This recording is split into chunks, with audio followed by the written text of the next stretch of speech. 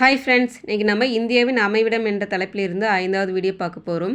இந்த வீடியோ ரொம்ப முக்கியமான ஃப்ரெண்ட்ஸ். வரப்போகிற குரூப் 2 அண்ட் 2 எக்ஸாமில் வந்து இதுலேருந்து 2 கொஸ்டின் கண்டிப்பாக கேட்பாங்க. இப்போ பார்த்தீங்கன்னா சமவெளிகள் என்றது பார்த்திங்கன்னா சமவெளிகள் 4 வகைப்படும். ஒன்று பார்த்திங்கன்னா பாபர் சமவெளி, 2வது வந்து தராய் மண்டலம், 3 வந்து பாங்கர் சமவெளி, 4 வந்து காதர் சமவெளி. இந்த பாபர் சமவெளி அப்படிங்கிறது பார்த்திங்கன்னா இமயமலை ஆறுகளால் பெரும் மணல்களால் இருக்கிறது வந்து பாபர் சமவெளி அப்படின்னு சொல்கிறோம். தராய் மண்டலம் அப்படிங்கிறது பார்த்திங்கன்னா அதிகப்படியான ஈரப்பதம் கொண்ட பகுதி, காடுகள் வளருவதற்கும் விலங்குகள் வந்து வாழ்வதற்கும் வந்து ஏற்ற பகுதி வந்து எதுன்னு பார்த்திங்கன்னா தராய் மண்டலம் அல்லது சமவெளி பகுதி வந்து ஏற்ற பகுதி.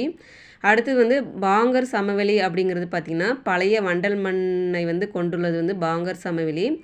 காதர் சமவெளி அப்படிங்கிறது பார்த்திங்கன்னா புதிய வண்டல் மண், ஆறுகளால் கொண்டு வந்து படிய வைக்கப்பட்ட புதிய வண்டல் மண்கள் வந்து எங்கே இருக்குதுன்னு பார்த்திங்கன்னா காதர் சமவெளி பகுதியில் வந்து இருக்குது.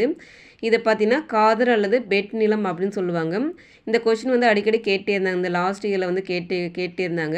ரொம்ப முக்கியமானது. இந்த சமவெளியில் வந்து ஏதாவது ஒரு கொஷின் வந்து கண்டிப்பாக வரப்போகிற குரூப் 2 வந்து கேட்பாங்க ஃப்ரெண்ட்ஸ், படிச்சுக்கோங்க. அடுத்தது பார்த்திங்கன்னா தென் இந்தியாவின் மிக உயரமான சிகரம் எது அப்படின்னு பார்த்தீங்கன்னா ஆனைமுடி சிகரம் தான் வந்து பார்த்திங்கன்னா தென் இந்தியாவின் மிக உயரமான சிகரம். அடுத்தது பார்த்திங்கன்னா தீபகற்ப பீடபூமியை இரு பெரும் பகுதிகளாக பிரிக்கும் ஆறு எது அப்படின்னு பார்த்திங்கன்னா நர்மதை ஆறு தான் வந்து தீபகற்ப பீடபூமியை வந்து பிரிக்கும் பகுதி அப்படின்னு சொல்லியிருக்காங்க. பீகாரின் துயரம் என்று அழைக்கப்படும் ஆறு எது அப்படின்னு பார்த்திங்கன்னா கோசி ஆறு அப்படிங்கிறது. பீகாரின் துயரம் அப்படின்றது என்னென்னு பார்த்திங்கன்னா இந்த கோசி ஆறுங்கிறது வந்து பீகார் பகுதியில் வந்து அடிக்கடி வந்து வெள்ளத்தை வந்து ஏற்படுத்தும், நிறைய சேதாரம் வந்து ஆகும். அதனால் வந்து இது வந்து பீகாரின் துயரம் ஆறு அப்படின்னு சொல்கிறாங்க.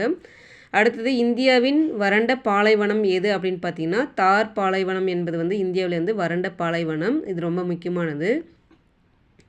உலகின் 2வது பெரிய கடற்கரை எது அப்படின்னு பார்த்தீங்கன்னா சென்னையில் உள்ள மெரினா கடற்கரை தான் வந்து உலகிலேயே வந்து 2வது பெரிய கடற்கரை. இந்தியாவின் மிகப்பெரிய காயல் ஏரி எது அப்படின்னு பார்த்தீங்கன்னா சிலிக்கா ஏரி தான் வந்து. இது எங்கே இருக்குதுன்னு பார்த்தீங்கன்னா ஒடிசா பகுதியில் வந்து இருக்குது. இது வந்து ஆல்ரெடி கேட்ட கொஷின் தான், ரொம்ப முக்கியமானது. இப்போ வந்து ஏரிகள் பார்த்திங்கன்னா வேம்பநாடு ஏரி வந்து எங்கே இருக்குதுன்னு பார்த்தீங்கன்னா கேரளா பகுதியில் வந்து இருக்குது. பழவேற்காடு அல்லது புலிக்காட் ஏரி எங்கே இருக்குது அப்படின்னு பார்த்தீங்கன்னா தமிழ்நாடு மற்றும் ஆந்திர பிரதேசம் எல்லையில் வந்து இருக்கிறது வந்து பழவேற்காடு அல்லது புலிக்காட் ஏரி அப்படின்னு சொல்லுவாங்க. இந்தியாவின் ஒரே செயல்படும் எரிமலை எங்குள்ளது அப்படின்னு பார்த்தீங்கன்னா பாரன் தீவில் வந்து இருக்குது. இந்தியாவில் வந்து ஒரே ஒரு செயல்படும் எரிமலை எங்கே இருக்குதுன்னு பார்த்தீங்கன்னா பாரன் தீவில் வந்து இருக்குது. இந்த தீவு எங்கே இருக்குதுன்னு பார்த்தீங்கன்னா அந்தமான் மற்றும் நிக்கோபர் தீவு கூட்டத்தில் வந்து இருக்குதுன்னு சொல்லியிருக்காங்க. இந்த கொஷின் வந்து ஆல்ரெடி கேட்ட கொஷின். இந்த வீடியோவில் இருக்கிறது எல்லாமே வந்து ரொம்ப முக்கியமானது ஃப்ரெண்ட்ஸ், படிச்சுக்கோங்க. தேங்க்யூ.